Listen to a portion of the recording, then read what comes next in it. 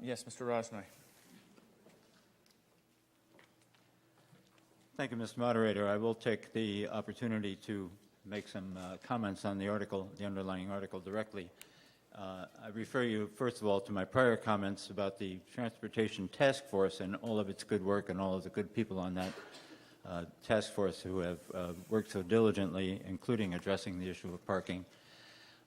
And Jeffrey Bagg and Christine Brester from the Planning Department, who have been working so diligently with the parking forums that have been occurring and are in the process of collecting the data regarding parking in the town.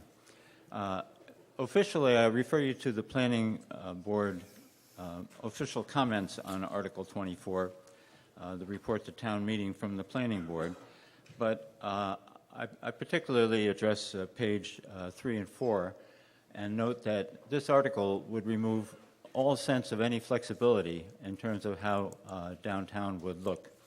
I refer you to a prior comment from a gentleman in the corner who noted that parking is not free.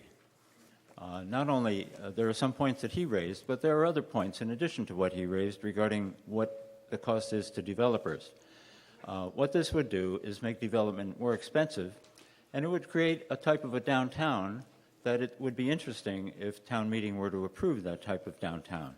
It would mean that more wealthy people who are able to afford automobiles would be able to rent more expensive apartments because the fewer apartments would be able to be built, and each unit then would be prorated more expensive. Not only that, the developers don't pay for parking, as was noted. It's you who are going to be paying for the parking in your reduced taxes. The Planning Board a while back had a sort of a mini workshop on some materials that were written by some authors on the effects of parking on urban areas. And this was pointed out very clearly. In the Planning Board's report, there are some numbers cited about the costs of a parking space, around $3,000 to $10,000. Nationwide, those costs can be more in the order of $30,000 per parking space. These are taxes that we're not going to be receiving. Very often, a lot of comments have come back about the 2 large buildings downtown which have been approved according to the existing bylaws on the books.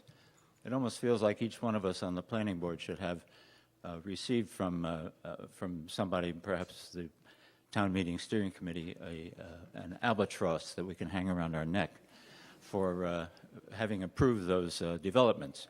The fact is, those developments were approved according to the zoning bylaw as it exists and according to what we were allowed to do. So the Planning Board generally moved to refer and did not move on the underlying article as such.